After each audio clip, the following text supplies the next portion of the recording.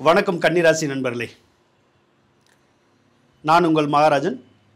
2025 சித்திரை மாதத்தில் எந்த மாதிரியான பலன்கள் உங்களுக்கு கிடைக்க போகுது அப்படிங்கிறத தான் நாம் இப்போ இந்த பகுதியில் பார்க்க போகிறோம். இந்த மாதம் உங்களுக்கு முக்கியமாக கை கொடுக்க போகிறது செவ்வாய் பகவான் தான்.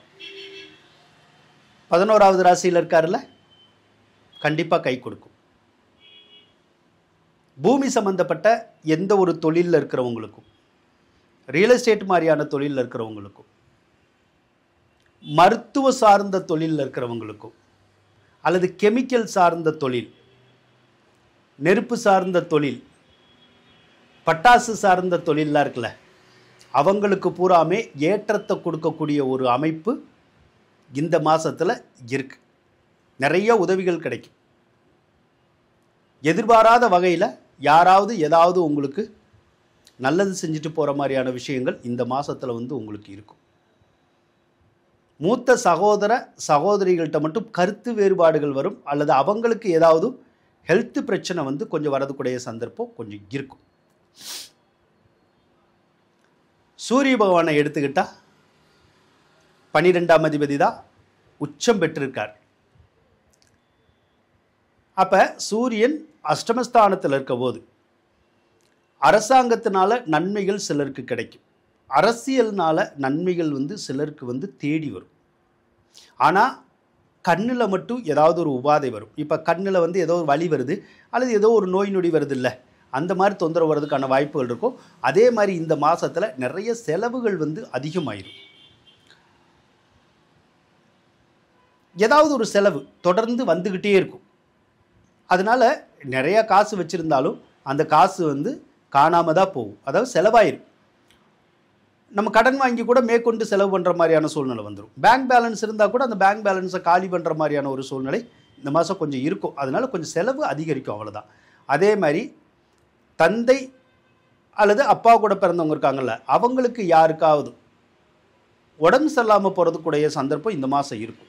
ஒருவேளை உடம்பு சரியாகலை, நல்லா தான் இருக்காங்கன்னா அவங்களுக்கும் நமக்கும் ஏதாவது சண்டை சச்சரவு, கருத்து வேறுபாடுகள் கொஞ்சம் இருக்கதா செய்யும்.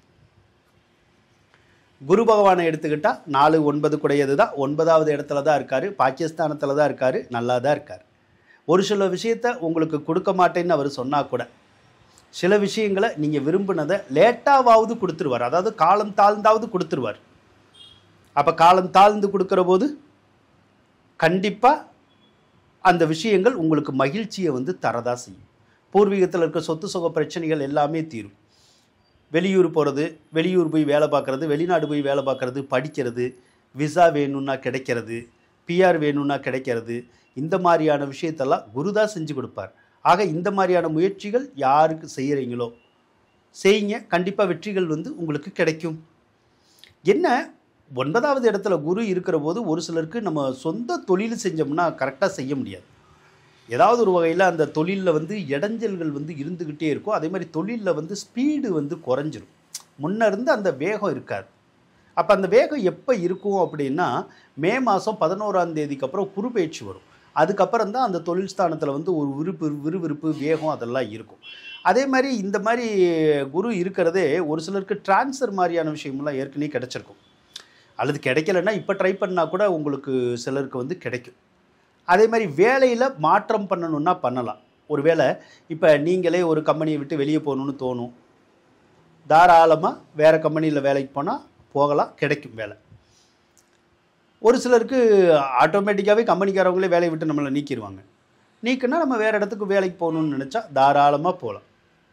மற்றபடி பெற்ற பிள்ளைகள்னால யோகம், நகை நட்டுக்கள்னால யோகம், கோயில்னால நன்மை, கோர்ட்டுனால நன்மை அப்படிங்கிறதெல்லாம் உங்களுக்கு குரு தான் கொடுப்பாரு, கொடுத்துக்கிட்டு இருக்கார். மே 11க்கு அப்புறம் குரு 10வது இடத்துக்கு வந்தால் கோவில் சார்ந்த எந்த ஒரு விஷயத்துலையும் உங்களுக்கு ஈடுபாடு அதிகரிக்கும். நல்லா செய்யலாம். கோயிலுக்கு போகிறது, பக்தியோடு இருக்கிறது, தான தர்மங்கள் செய்கிறது, அந்த விஷயங்களை குரு நல்லா செஞ்சு தருவார். ஒரு சிலருக்கு மே 11க்கு அப்புறம் தொழில் மாற்றங்களை உருவாக்குவார். ஒரு தொழிலிருந்து இன்னொரு தொழில் போகிறது, அல்லது தொழிலை விரிவாக்கம் செய்கிறது, புதுசாக கூட ஒரு சிலர் தொழில் தொடங்கிறது, அந்த மாதிரியான விஷயங்கள் குரு கொடுப்பார் உங்களுக்கு. புதனை பொறுத்தளவுக்கு 7வது ராசியில் தான் இருக்கார். 10ஆம் அதிபதி நீச்சமாக இருக்குது. பொதுவாக 10ஆம் அதிபதி நீச்சமானா மாமியார் கூட ஏதாவது நமக்கும் அவங்களுக்கும் ஏதாவது கருத்து வேறுபாடுகள் வரும். இல்லைன்னா மாமியாருக்கு உடம்பு சரியில்லாமல் போகும். அதோட வந்து கர்ம யோகம்ங்கிறது வந்து ஈஸியாக நடந்துடும். இப்போ நம்ம வீட்டில் யாருக்காவது வயசானவங்களாம் இருந்தாங்கன்னா கொஞ்சம் உடம்பு சரியில்லாமல் போனால் காப்பாற்றுறது கஷ்டமாயிடும்.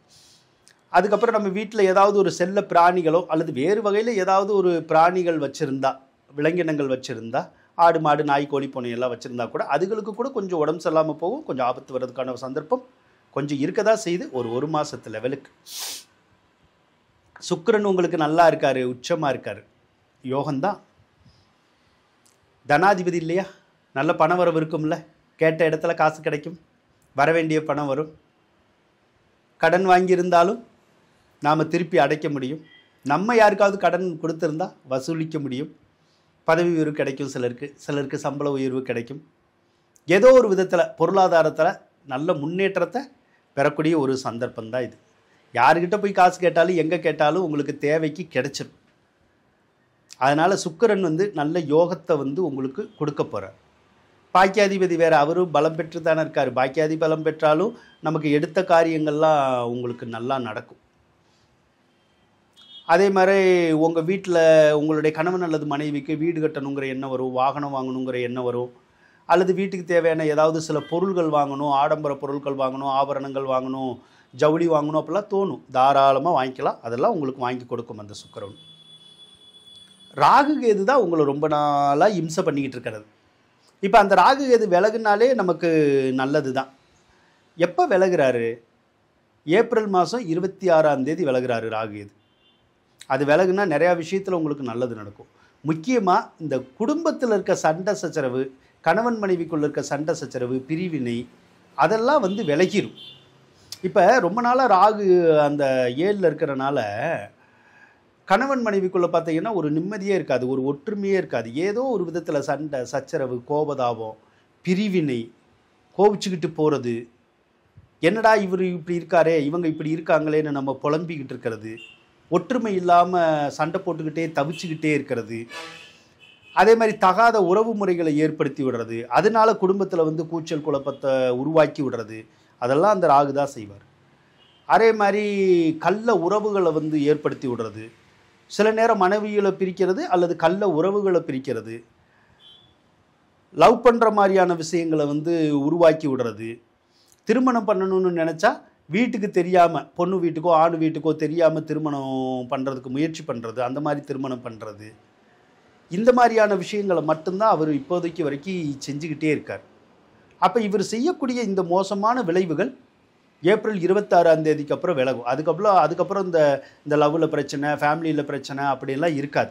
அதுக்கப்புறம் வந்து உங்களுடைய குடும்பம் நல்லா தான் இருக்கும். அதனால் ஒரு மாதம் அட்ஜஸ்ட் பண்ணி இருங்க. சண்டை சத்தம்னு வந்தாலும் போய் எங்கேயும் கம்ப்ளைண்ட் பண்ணுறேன், அதை பண்ணுறேன், இதை பண்ணுறேன்னு சொல்லிட்டு கம்ப்ளைண்ட் பண்ணிக்கிட்டு இருக்காதுங்க. கொஞ்சம் ஒரு மாதம் பொறுமையாக இருங்க.